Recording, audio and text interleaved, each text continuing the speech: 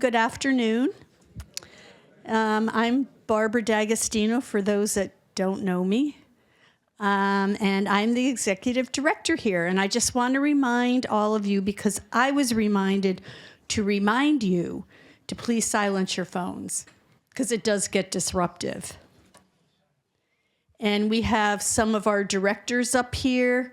We have Dan, Joaquin, Monica, Andrew, 2 Dining, Social Work and Facilities, Bruce, our chaplain, and Jackie, our administrator. And more to come, I'm sure. Does anyone have any mission moments they would like to share with everyone?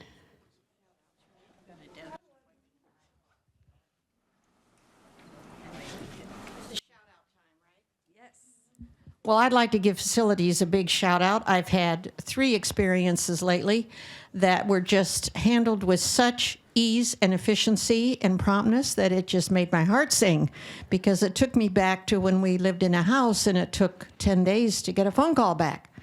So the one day I went into the floral art studio, which is kept quite chilled because of the flowers, and it was hot in there, which is kind of a thing for the flowers.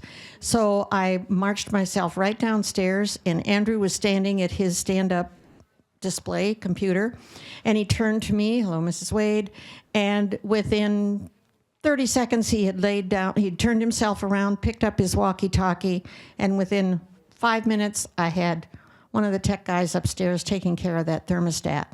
So just again, and then the last 2 times have been plumbing in our apartment. One's a dishwasher and one,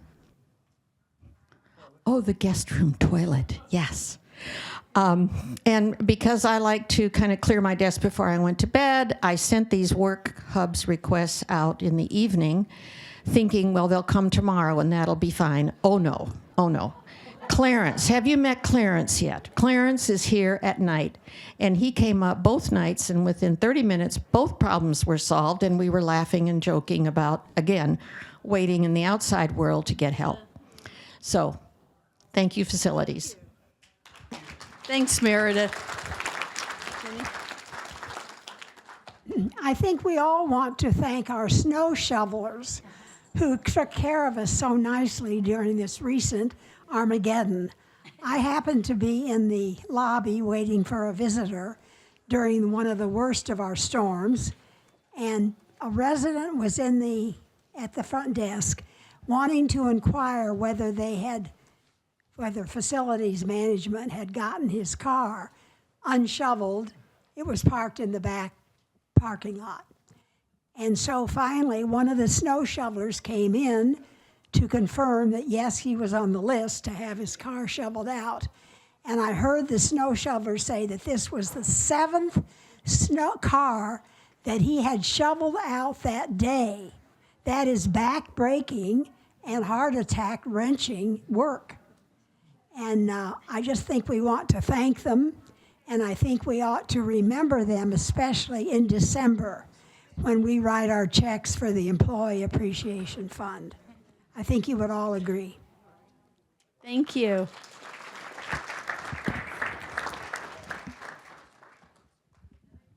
Hold it up. Right to your mouth. I can't see.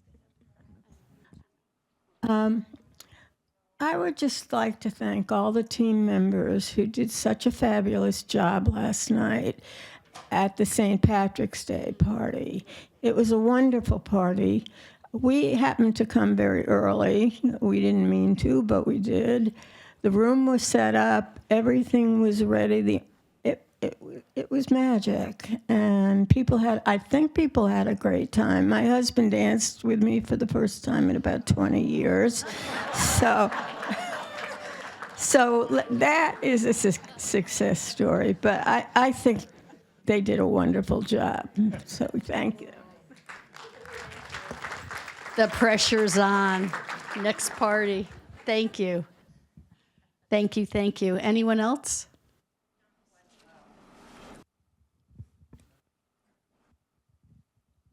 More kudos for the facilities folks. I've had a couple of events lately. One not so big, but broken glass just outside my door. And I called down to ask for help. and I believe it was almost before I hung up the phone, the glass was gone. So yay for that one. The next one was more fun. There was a backup in the plumbing, and water was coming up through my oh, it is because it was rising in my kitchen sink, you know. So anyway, I had a couple of people help, and one man, I think his name was Melvin, came in on call and ran his snake down and took care of that problem too. So thank you much. Great to hear. Anyone else? Okay, then who is a myth buster? So everyone knows what's going on. No rumors. That's hard to believe. All right, let's see. I wanted to let all of you know about our vaccine clinic coming up. This will be in the Gazette, so no need to write anything down. I'm just letting you know in advance. It's going to be April 7th and April 8th. It's going to be in the Fillmore Lounge both days from 9 to 3. So what you need to bring with you, it's the same thing as before, but those of you that are new, you want to bring your insurance card, you want to complete a consent, and consent forms will be placed in your mailbox on March 30th, so you can have it all completed and just bring that with you with your insurance card. There will be more details, like I said, in the Gazette and also on Uniguest. And if either of the vaccines are not covered by your insurance, you're going to be asked to write a check or pay with a credit card, because this is Van Dorn Pharmacy. So bring that with you too. And the COVID vaccine out of pocket, if your insurance doesn't cover that, is $160. All right, so more to follow. You'll see that in the Gazette. And again, the consent forms will go in your mailboxes. And the last thing that I wanted to mention was the celebration of women. It's National Women's Month. And we are having a wine dinner this Friday in the auditorium from 3 to 5. There is a sign up. Okay, and is Teresa here yet? Teresa is. Okay, if I can call Teresa as you walk up, let me tell you the agenda. Well, actually, I'll read the agenda. Yeah, the agenda is Chief Hernandez is here from the fire department, and Teresa's going to introduce him. We're also going to have David Taylor in sales and marketing give you an update, which we like to do quarterly with Goodwin House Seminary Road. Judy is going to introduce Anita. Anita, you here? Anita. And she's going to tell you a little bit about the design committee. And Melinda Grin is here. She's going to talk about the annual rehab assessments, give you an update. Teresa then will come back to do another introduction, and Bruce will give you an update on Chapel, Andrew on our facility condition assessment, and then last but definitely not least will be Jeannie Hobbs, and she's going to talk a little bit about DEIB. Okay, so Teresa.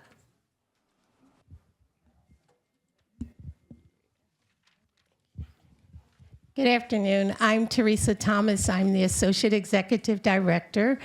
And unfortunately, Chief Hernandez was not able to be with us, but I do want to introduce to you Inspector Garber. And he has been with the Alexandria Fire Department since 2007. His role is fire safety inspection and any investigations. We asked someone from the fire department to come and meet with residents because there were questions about the sound of our fire alarm, whether the decibels were too high, if we had the opportunity to lower them. And Chief Garber will field those questions. Hello, everybody. I have to apologize. I cannot abide by the cell phone/radio rule because I am the only one working today. So sorry if this goes off or causes some noise. So I am one of the fire marshals. We normally do investigations for all the fires that happen in the city. We also do inspections. The type of inspections that I do are more overall fire safety walkthrough inspections. I am not an expert on the fire alarm systems. We do have a division that specializes in fire systems, but unfortunately, we don't have anybody from that office here right now. What I can tell you is that regarding the decibel levels of the fire alarm system, there is a threshold of minimum and maximum decibels that the fire alarm needs to fall within. I can't tell you what those numbers are off the top of my head, but when your fire alarm system is tested, somebody from the city does come out and observe the testing by the fire alarm company to make sure that things are compliant. And what we will do is make sure that the volume of the decibels does fall in that range. It's not something that they're really allowed to lower beyond the minimum threshold of the decibels. So that might not be the most satisfying answer. I also don't know that I'm the qualified person to ask or answer any specific questions you may have, but if I am able to answer, I will be happy to do so. So, does anybody have any questions? No? Okay. You're welcome.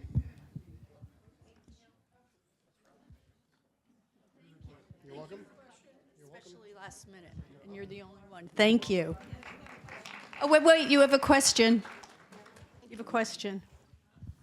I'm not sure that you could answer it, but I'm one of the new apartments that has the strobe light as well as the alarm, and I understand not everybody has the strobe light, but the strobe light really is disorienting, especially when it goes on for over an hour. I definitely agree. Again, that's probably something where there's a minimum requirement where it has to be here or where it has to be there. I certainly agree. It just the layout in the office where I sit, I have one of those strobe lights and an alarm bell that's right next to my desk. And when that goes off, I'm certainly motivated to leave because it is very bright and distracting. So I certainly agree with you, but I don't know that there's anything that can be done to change the settings on it because, again, there's probably a minimum threshold that has to be met for that. Yes.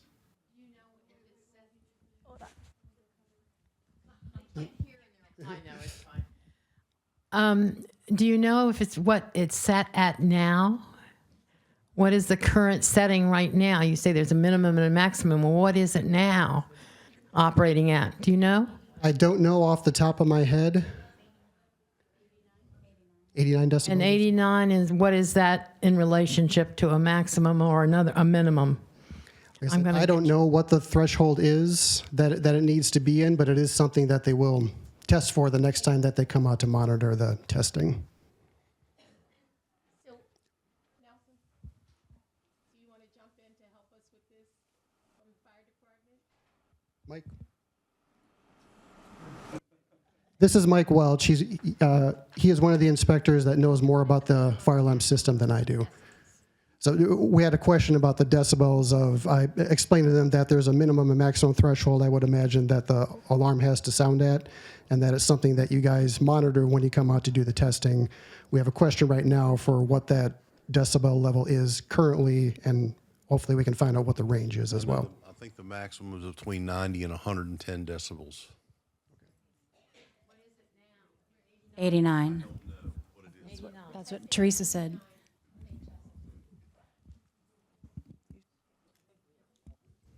Here, Debbie. Who would we ask that ours be set at the lowest possible permissible level? Who do we ask? If there's a range, who decides where to put it? The range is dictated in the fire alarm code.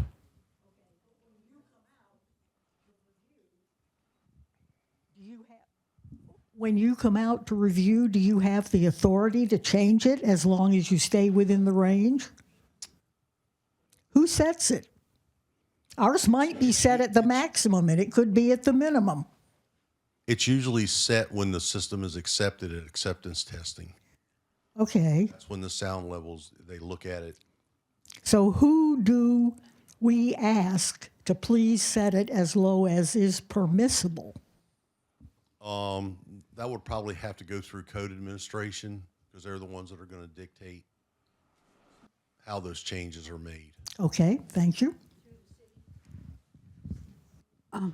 I think it's important for our guests to understand that the reason residents are concerned about this is that we have so darn many false alarms here, and they're triggered by water, of all things. And then you guys have to come out here and check it out, and the rest of us are feeling frustrated.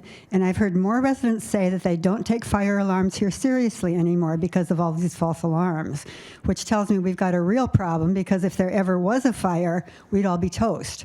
So, so I think this is an issue that management really needs to address. And I'd like to point out that even though there are, rules that govern the decibel level, there are ways to make the sound less annoying if they're willing to put the money into it. For example, it's not just the volume, it's the pitch. The siren starts at a low pitch and goes whoo, like that. And that's what's really annoying, and that's the reason people don't like to sit next to the piccolo player in the orchestra, because the upper frequency is so troublesome. So they could find a tone at a lower pitch level that would be at least a little bit less annoying instead of this siren that's blaring. And also, I don't know if we have water sensors or if they're old and outdated or aren't working very well, but there are water sensors that can be purchased and installed, both for the main plumbing system and for the sprinkler system. And I think if some attention were paid to that at a capital expense level, you'd have much happier residents and fewer complaints about false alarms, and it would just solve a lot of problems to look at that system.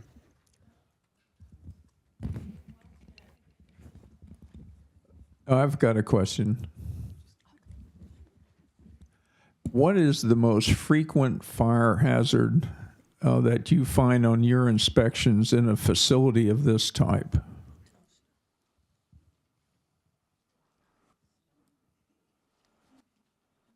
What was the question again, please? What's your most frequent violation or fire hazard indication that you find on your inspections in a large facility like this? A lot of times for us, it's we run across a lot of storage issues. Stuff's getting stored in improper places, blocking exits, that kind of thing. We try to address that, when we're here immediately. How about excessive combustibles? From time to time. Okay. All right, thank you.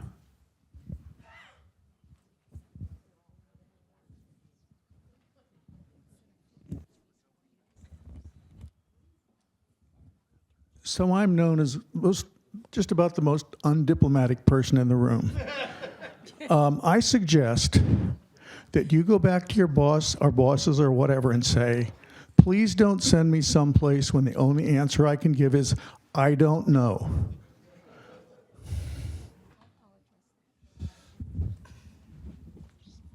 Thank you. Bob, unfortunately, the chief was not able to be here, as well as the person that does normally our annual inspections.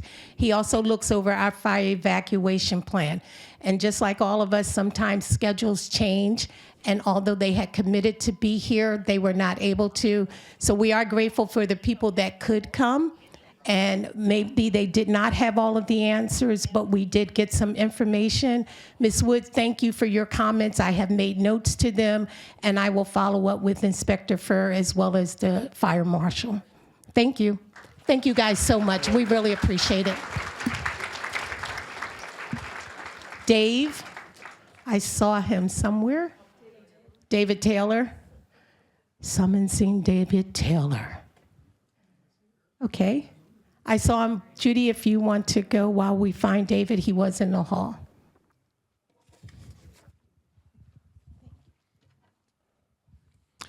Good afternoon. I'm Judy Hanson, Chair of the Residents' Council.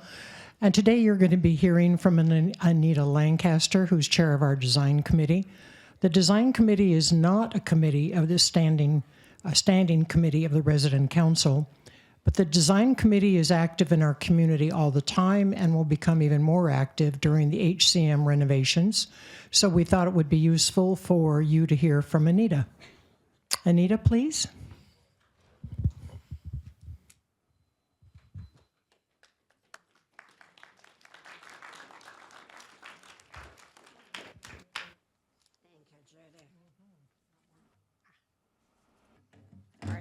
Good afternoon, everyone. The next slide explains that the Fine Arts Committee was renamed last fall. The Fine Arts Committee had been almost exclusively reviewing and trying to understand all of the art holdings in the public spaces here in preparation for the HCM's work, which will start in about 2 years. So they really did a marvelous job at documenting and figuring out the value of a lot of the art here. But in October, our executive director decided to rename the committee so that we would have, it would have a much broader mission.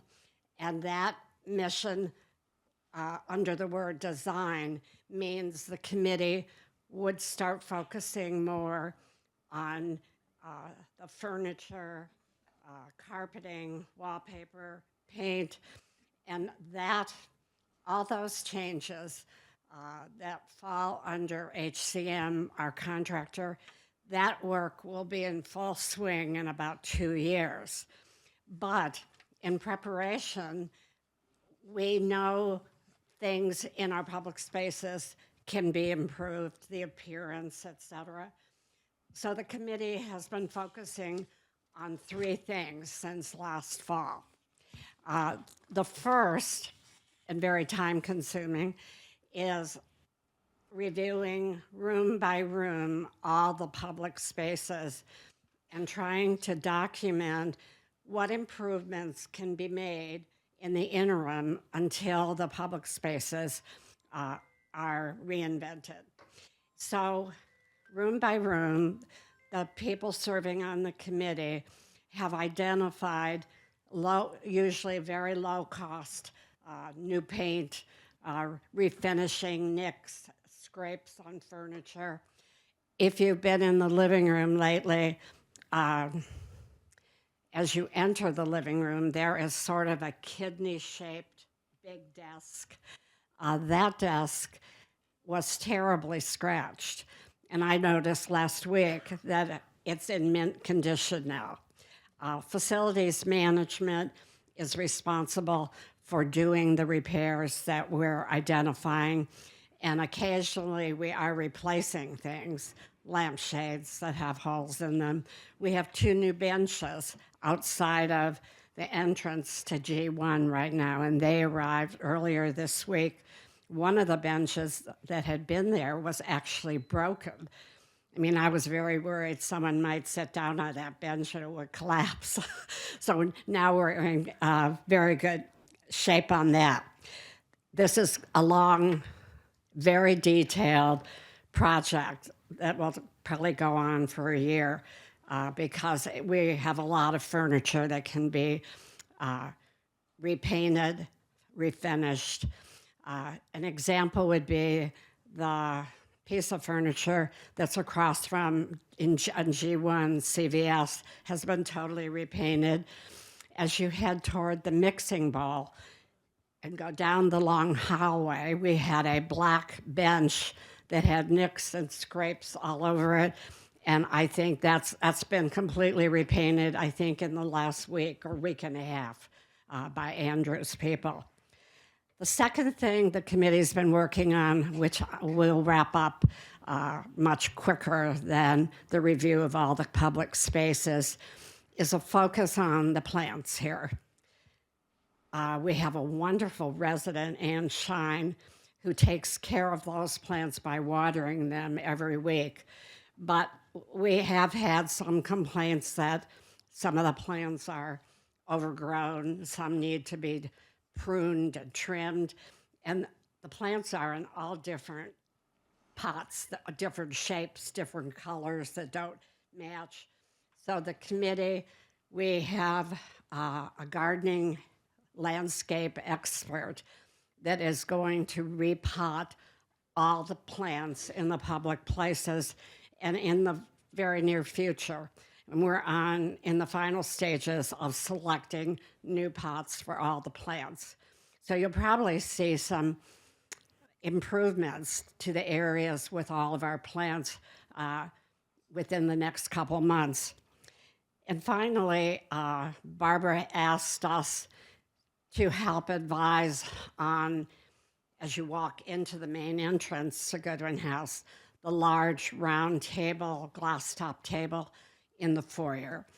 Can we create some simple and somewhat elegant arrangements to put on on that table, and maybe make it a seasonal, change it out every season? So we started last fall and actually purchased a very large pumpkin wreath with a flicker candle. And we replaced that during the winter with what we call the winter wreath.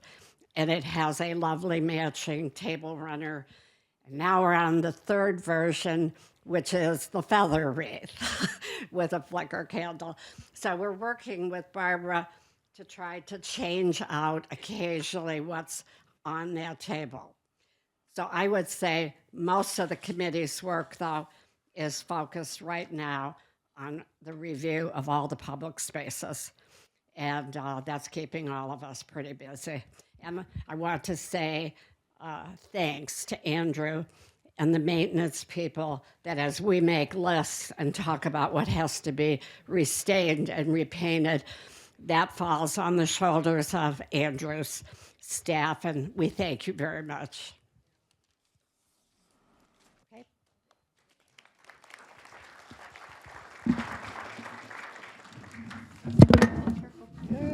Sorry. Did anyone have any questions for Anita? No? Oh, wait, Anita. Anita, you have a question.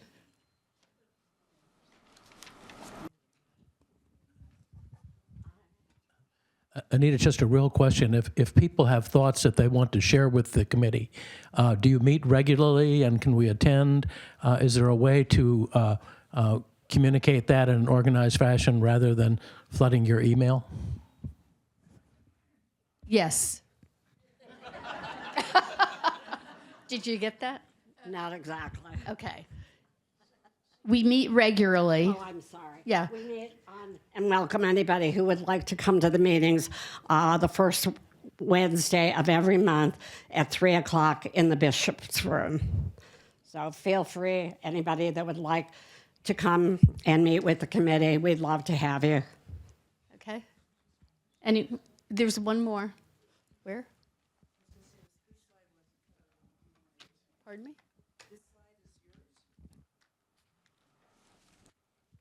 Oh, the Mary Lee's referring to the this last slide, just requesting that residents not place items in the hallway. Your personal items are for your apartment, so please don't put items in the hallway. And if there's something that you want to put in the hallway or want to donate, let me know, and we'll put that through the design committee. Otherwise, it may be something you could donate to the marketplace.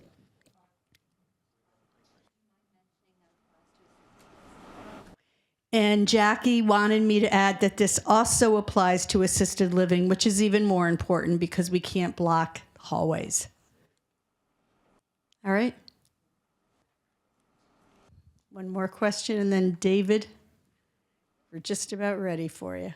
Is there a list of what is can be donated? I have some items, and I don't know if they can be donated or not. Well, we really don't have a set list, but we have a resident that can look at the items. I think right now he's not taking items very temporarily because we're about to renovate the marketplace.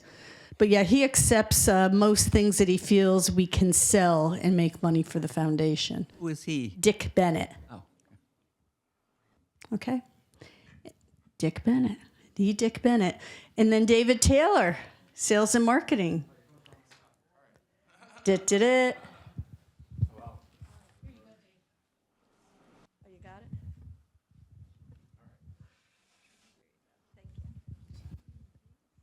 Well, now that all the surprise is gone, sorry for me being late. I was actually taking our newest team member, Arvi Santos, who will be the new Associate Director of Sales for Alexandria and Bailey's Crossroads, to the sales office. So I apologize, and I look forward for you all meeting him here in the near future. But we're here for our quarterly Goodwin House Seminary Road update. And I'm really excited to share some of the information that you kind of got a glimpse of. So we'll dive right in. I don't know. Nope. That's okay. Oh, it goes that way. Got it. All right. So this is just a reminder of the timeline. I've showed this slide quite a bit. It basically shows out from when we open the sales center to when we are actually going to be welcoming new residents, kind of what kind of some of the high level next steps are, right? And so we are currently in this middle section stage of collecting 10% deposits, right? So we've done a really great job of building up our wait list and our demand. And now the team, as of October 22nd, they have been busy doing these reservation consultation appointments with the hopes that those new Priority Club members would actually reserve an apartment. So since we've opened the sales center, we've processed over 1,000 new leads. We have joined 312 folks to the Priority Club, and this is a mix of what I call legacy Priority Club members, of which these are people who joined either at Alexandria or Bailey's Crossroads or both. And then it's also a mix of those who joined specifically at Goodwin House Seminary Road. And then when I made this chart, we were at 145 apartments offline. Remember, 152 is the magic number that gets us to 70%, which means we can then go and seek financing and approval and kind of get this project started. I made this a week ago. They are at 152. So they have hit 152, which is great. Nice. Right now, I always ask, what have you done for me lately to that team? So now it's the goal is to get to 217, but the 152 is a huge milestone, and I'm just really, really proud of the group for doing that. So a little bit about who our residents are. We've learned a lot over these 4 or 5 months working with folks who are interested in Goodwin House Seminary Road. And I just kind of listed some kind of key attributes of who this customer is. And I know folks over here might not be able to see it, so I'll go ahead and read it.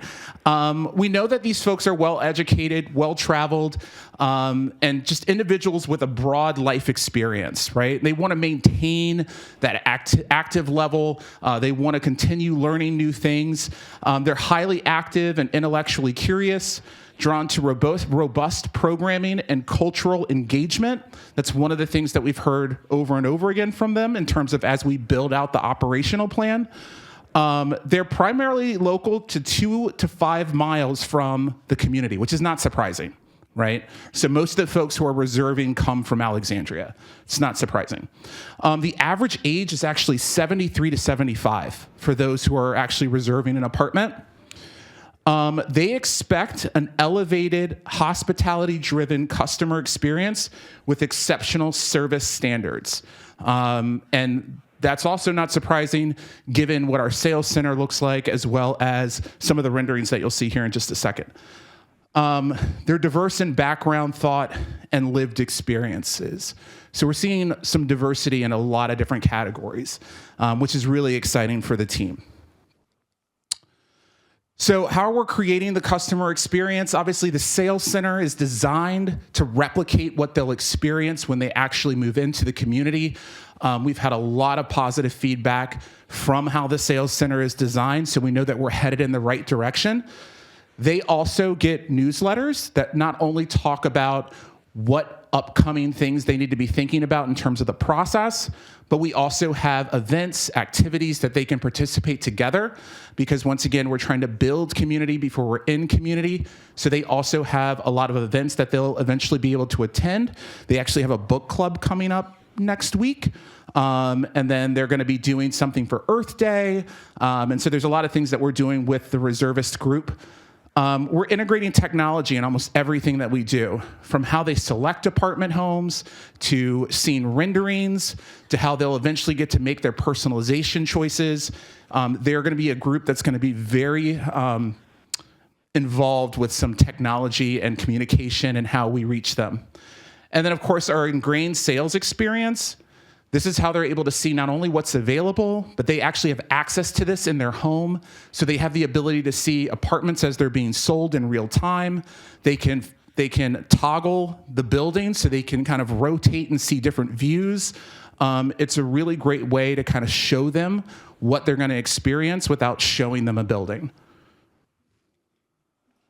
So just a couple updated renderings that I wanted to show you all. Everybody's kind of familiar with this. I've shown this rendering a couple of times. In one of our previous presentations, someone asked me to bring this slide back up. It kind of gives you an idea from a bird's eye view as to where Goodwin House Seminary Road will be situated based upon where the view is currently. And so this kind of just shows you in relationship to Fillmore Avenue, to North Beauregard, where the view building is currently, to where Goodwin House Seminary Road will be located in relationship to that whole property. So a couple of different renderings that you may or may not have seen. So this is the third floor outdoor terrace. It's going to provide folks the ability to get outdoors. It connects both the north and south tower, but we really want this to be a place where folks can get outside, be engaged in kind of an urban environment. And it really plays to that urban arboretum that has been really resonating with the reservists and folks interested in this community.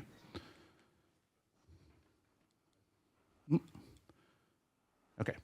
So this is one of our restaurants. It's not called 1749. We don't know what it's actually going to be called yet. But this is our main dining venue, and just giving you an idea of just the level of finishes and the decor we're going for this community. This is kind of an aerial view of the main dining room. It's kind of broken up into two sections. This is kind of the live action station section. It's really kind of more for large parties, groups, things like that. So some upcoming events that we're having, we're actually going to be doing a dining experience, I want to say next week, right? Brian's shaking his head because he's leading that. Like I said before, we're going to have a book club. We have a couple general information sessions that we're going to be having, which is really how we've gotten to build up that wait list. We're going to have an Earth Day celebration and then some more general information sessions. So a really robust event schedule. Once again, that's really how we can spread our information, but also get the group together so they can start really formulating those connections. All right, with that said, that is my very brief overview. I do have to run over to the View Alexandria to do the same presentation, but I have time for just a couple of questions if there are any. All right, you're letting me off early. Perfect. Thank you so much. Enjoy the rest of your meeting. And Melinda.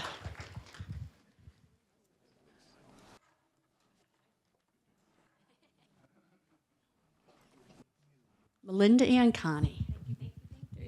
Good afternoon, everybody. I'm Melinda Gren. I'm the Vice President of Performance and Operations for Goodwin Living Health. It's nice to see a lot of you again. And we have Connie Lee, our Director of Rehab. A lot of you know Connie. I have 5 minutes, but I probably won't need all 5. I just wanted to be here to remind you that Rehab has the opportunity to do an annual rehab assessment with you without a physician's order to establish a baseline of how you're moving, how strong you are, and how your balance is. And I know there's a handful of individuals here who have already had that, and in querying some of the residents and the therapists who have done these assessments, there's 2 thumbs up. So I just want to be here to encourage you, if you haven't been to rehab in the last 6 months, to take some time, reach out to Connie and the team, and go ahead and get on the schedule to establish this baseline. This will help as you work through your years here to stay healthy, strong, get the plan in place to make sure that you are staying at the level that you want to be at. What did I miss? Does anyone have questions?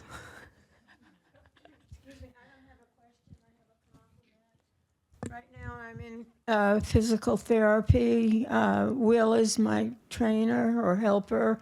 Connie is always there looking like she needs a nap.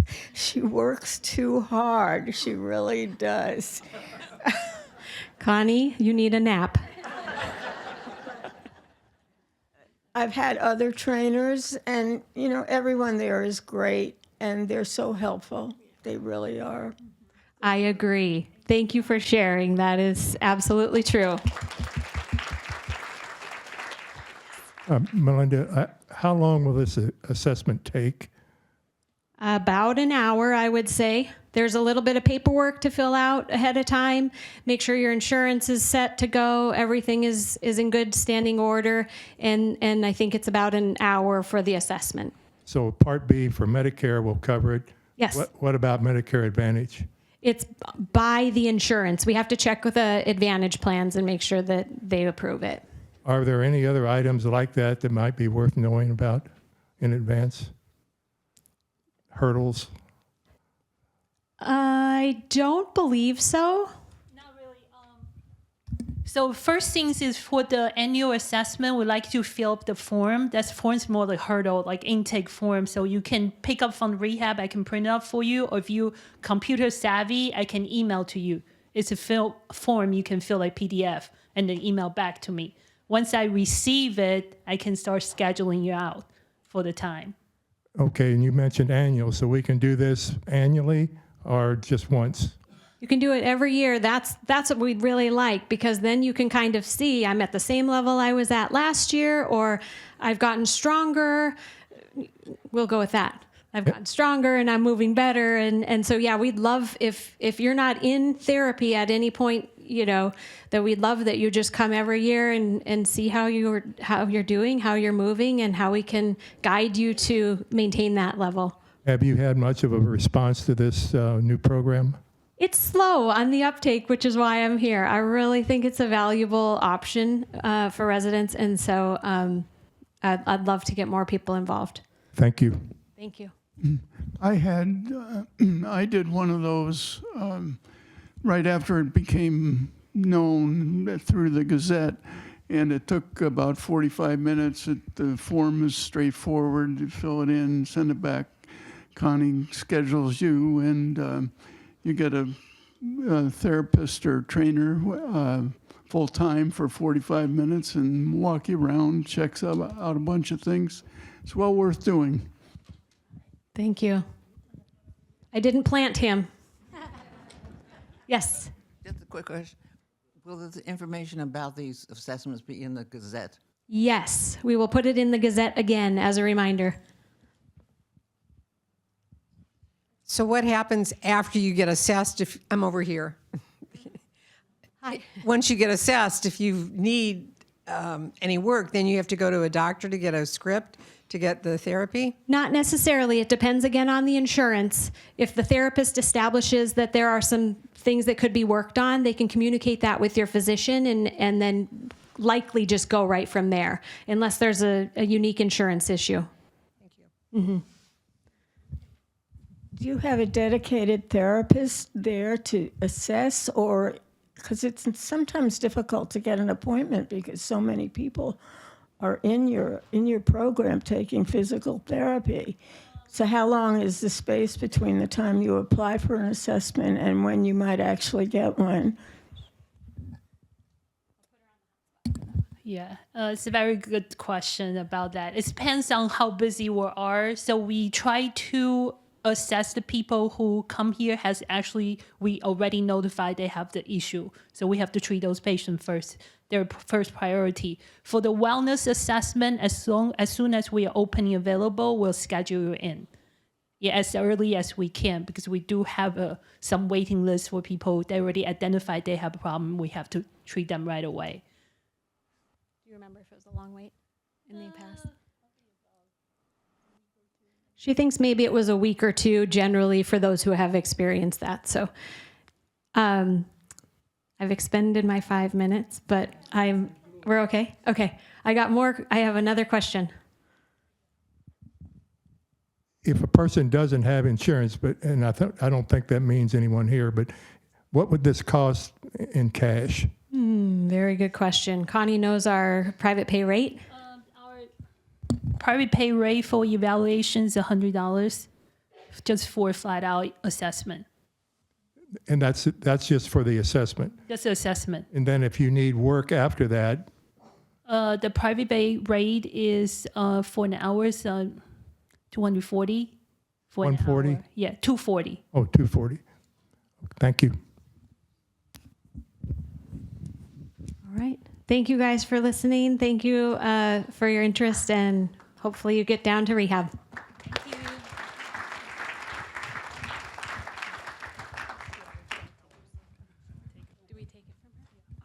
Good afternoon, everyone. I'm Bruce. I'm your chaplain, and glad to be back again.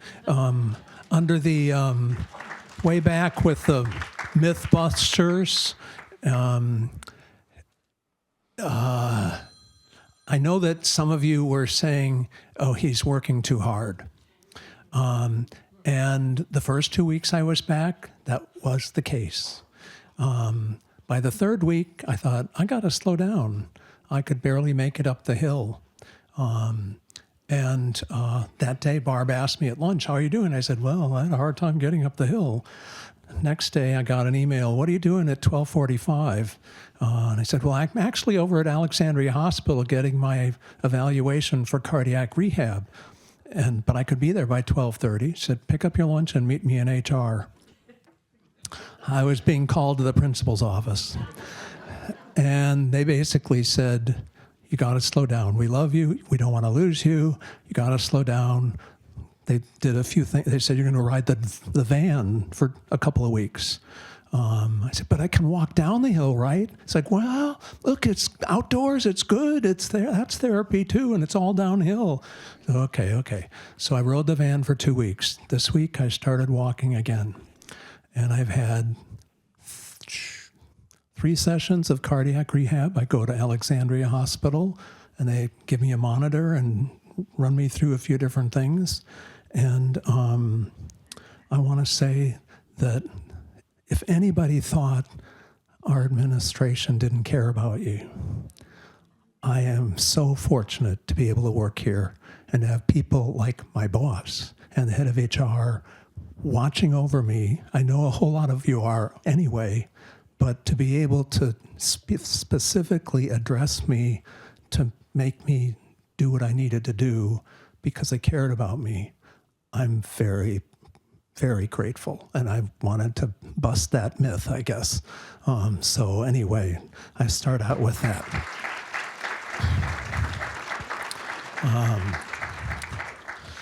Coming up, the last Sunday in March is Palm Sunday, which is the beginning of Holy Week, which is sometimes known as Holy Cow Week.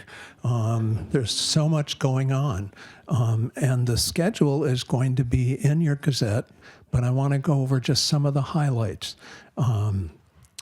As I said, Palm Sunday. So the day before, on Saturday, if you'd like to learn how to make palm crosses, come to the chapel between 10 and 12.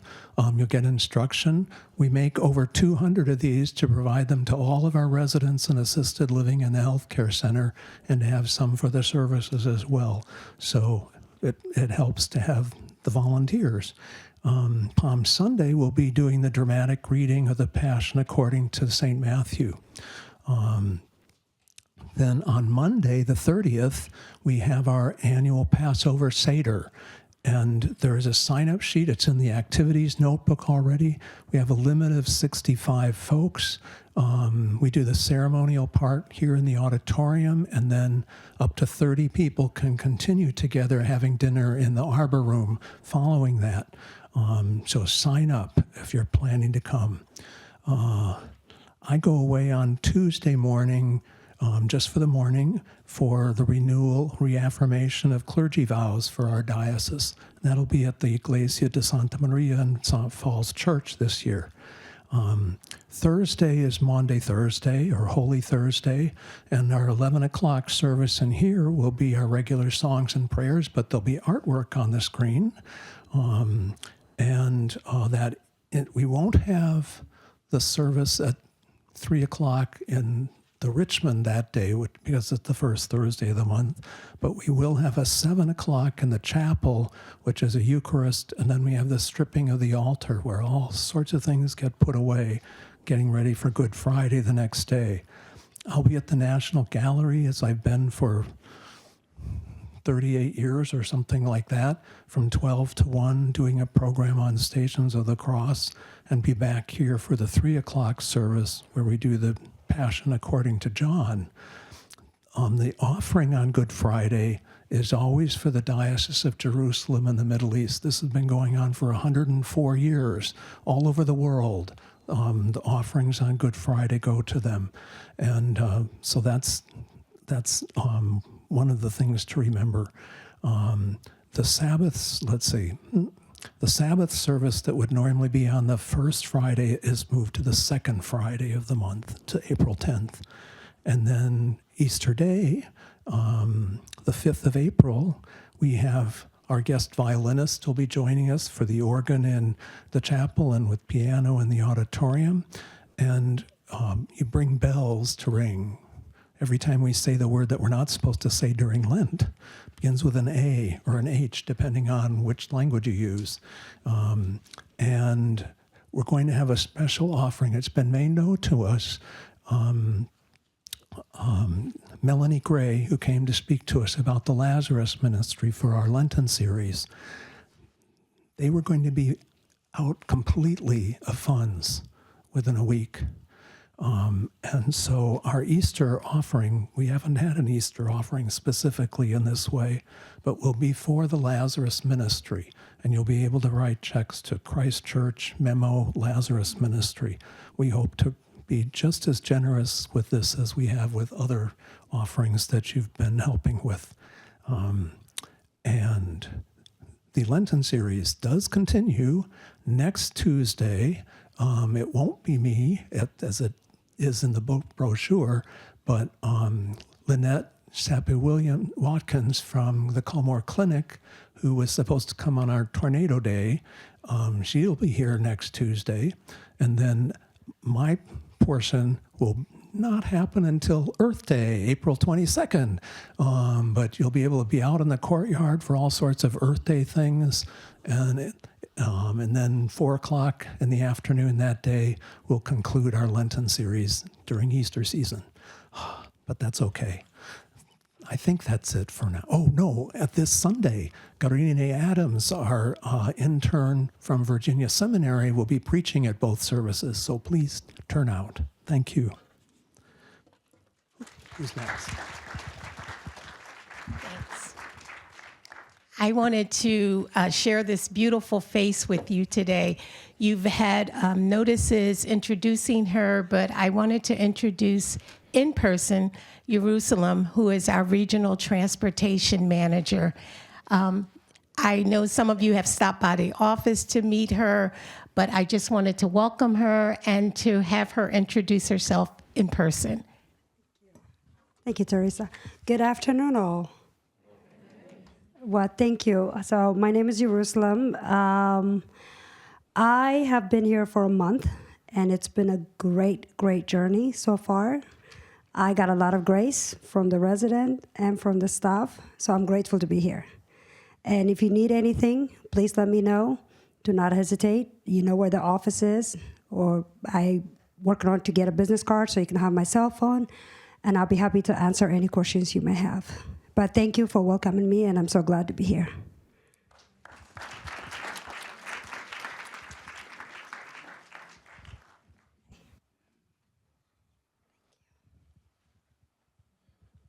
taking it a little easy because, well, they got personal issues I don't want to share here. But yeah, good afternoon. And thank you for having me. My name is Andrew, Facility Director. I have some updates for you specifically regarding the Facilities Condition Assessment report that was conducted a few years back. And also just starting with some good points, we are actively working and moving the needle along all those projects. It's about 7 or so of them. And these are oral considered really high-level projects, and they're all moving along pretty good. Next, I hope maybe next month I'll be able to put some PowerPoint together and present some of the equipment that has already been installed and maybe conduct a site survey on the tower to look at those humidity systems that we actually just commissioned today. I want to start with, I only have 5 minutes or so. I think I'm already halfway through. So thank you for all the kudos that went to the facilities team. I will make sure I tell the team about it. And I want to give you a little overview of the leaks that we've recently had. There was a leak in the G1 hallway. That was a pipe burst on the main hot water heating line that serves the heating system that comes to your the original building's central HVAC heating system. With that pipe burst, we practically drained the entire system there, so there was no heat practically for a few hours, about 12 to 16 hours or so, until the following day, and there was some communication mishaps that happened. So we've learned from our mistakes, and we will make sure we communicate in time next time when those things happen to keep our original building residents informed. The system was fixed that same day, but it took quite a while for us to pressurize the entire system to get the heaters back on again. So we appreciate all your patience and working with us and your understanding as well. We also had another sprinkler-related leak in the storage C in the tower. I'm still getting my buildings. So thanks for the grace there in the tower. So we were able to fix that leak that same day, and we also arranged to have all the lower bins be placed onto pallet that will then save those boxes and items from getting wet whenever there's a flood in the storage rooms. And this will be done in all the storage rooms to the lower bins, correct? Yes. So we're still working on that. And once we have all the materials on hand, we will begin calling and arranging and coordinating with all those residents who own those lower bins, so you can come in, work with our team, and replace your items on those pallets. I also wanted to give you a quick overview on the hot water heating projects that we're doing. Yeah.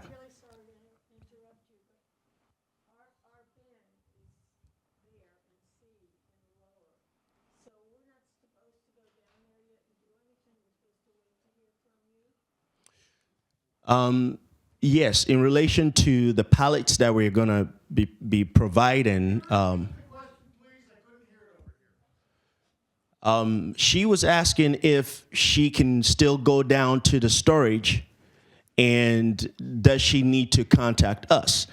And my response is that once we have the pallets and all the materials are readily available, we will contact all the lower bin residents and arrange for you to come in, and then we will place those pallets underneath your items. Yeah. You're welcome. The hot water systems that we're upgrading, we've awarded the project for the tower hot water, domestic hot water. This is to your sinks, showers, and that project has been awarded. We're going through submittals, and the goal is to have it completed towards the end of summer.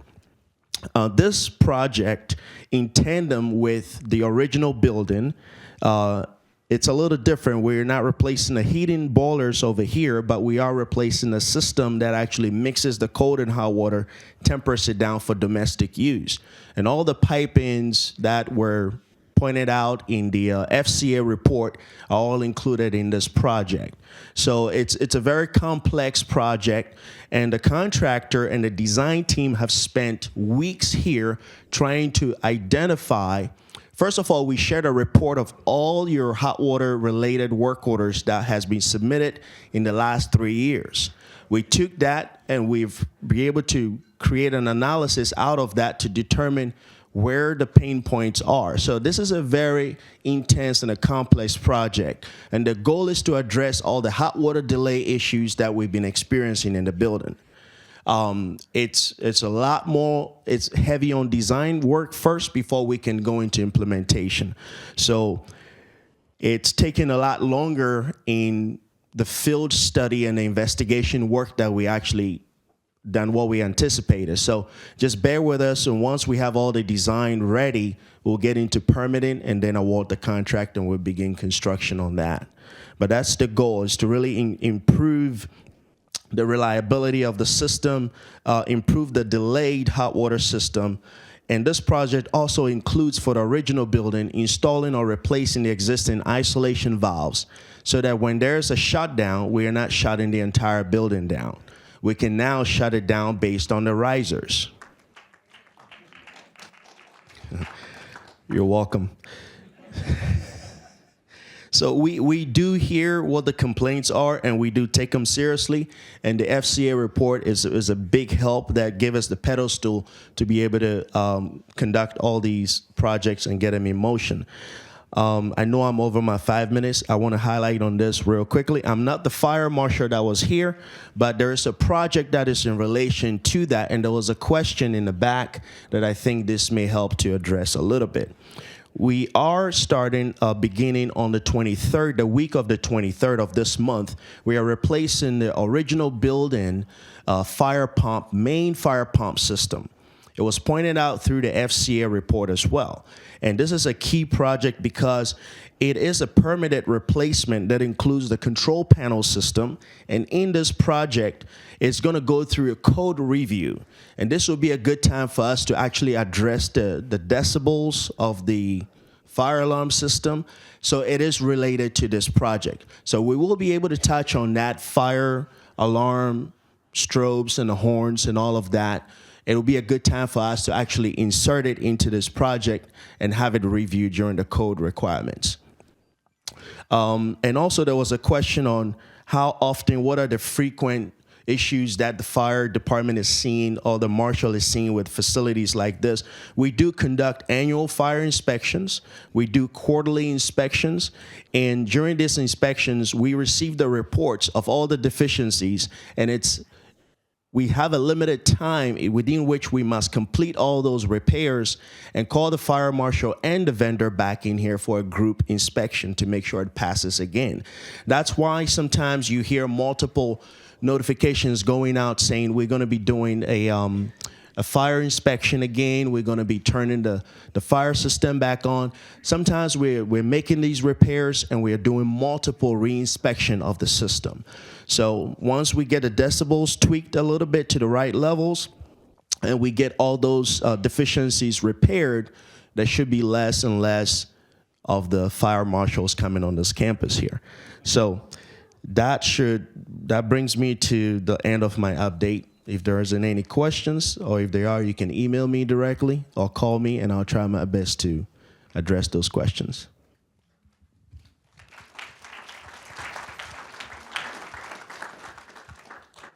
Thanks, Andrew. And now we have Jeannie Hobbs with Human Resources that's going to talk to you about DEIB. Thank you. Hi, everyone. So I am Jeannie Hobbs, and I work in Human Resources. Some of you may know me. Some of you probably don't. I've been here a long time, and I'm also excited to say I am the chairperson for our DEIB committee. And as you see here, we have some photos from the event we held in July. I think a lot of you were there for that, right? Well, we're excited to say we're going to do it again this year. I've already booked the auditorium for August 4th, so we will send out more information about that in the future. But what I want to do today is just talk with you a little bit about DEIB.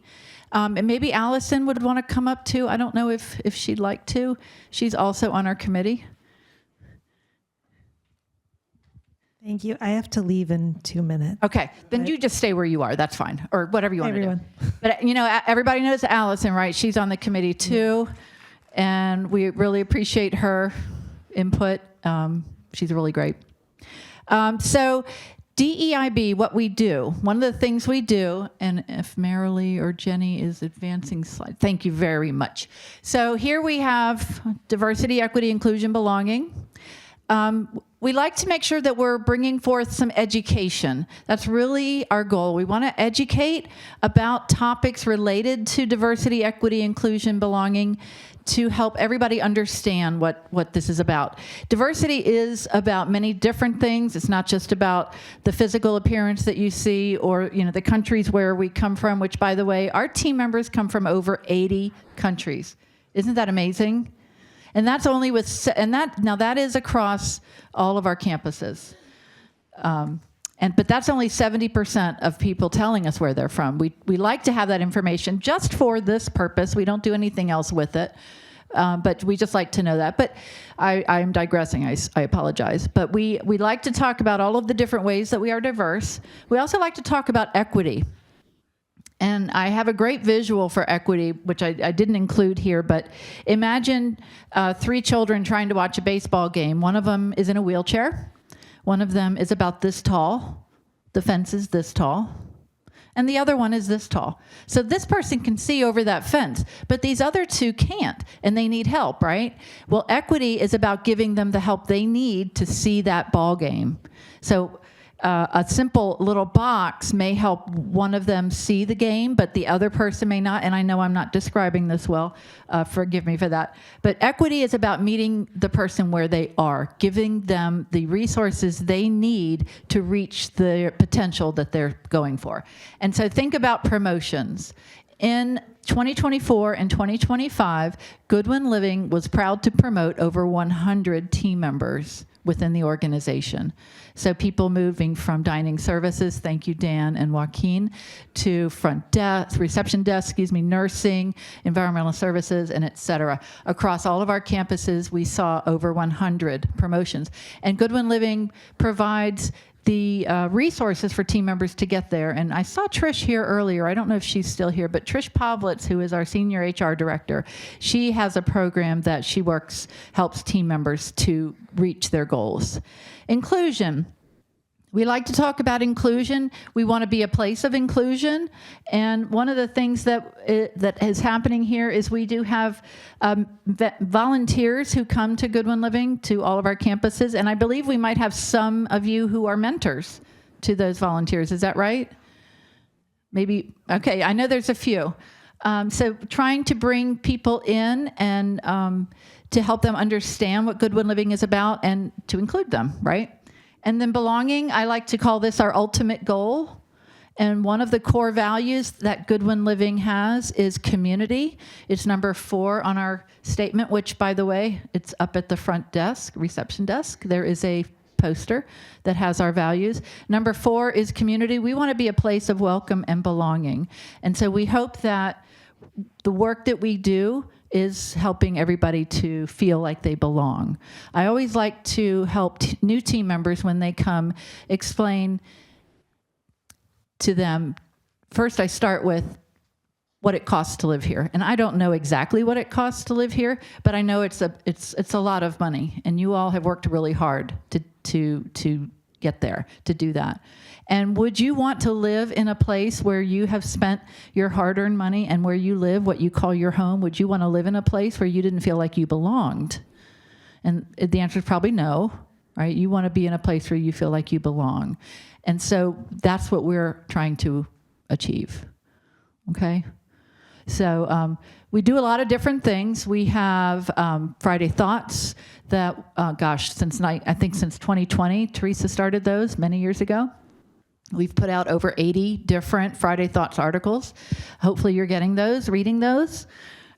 We have events such as the Celebration of Cultures. We have shared experiences, different things of that sort for you to come and learn from other people. So we hope that you're taking advantage of that. But the real reason I'm standing here and in my last 30 seconds is to ask if anybody here would like to be a part of our committee. We would welcome you. We would love to have you join us. Even if you only had a little bit of time to give, that's good enough. We just want your input. And so I have an email. It's deib@goodwinliving.org. But I'm sure if you see anybody, any of the directors, anybody who works here, or if you want to come by HR, let them know you are interested. I would love to talk with you more. Our committee consists of 10 team members, 1 Goodwin House Bailey's Crossroads resident, 1 Goodwin Living at Home member. But we would love more. Okay, any questions? Okay, thank you. Okay, we ran a little over. Thank you. It's about 4:10, but if anyone has any further questions, let us know. Are we standing in the way of happy hour? All right, thank you very much.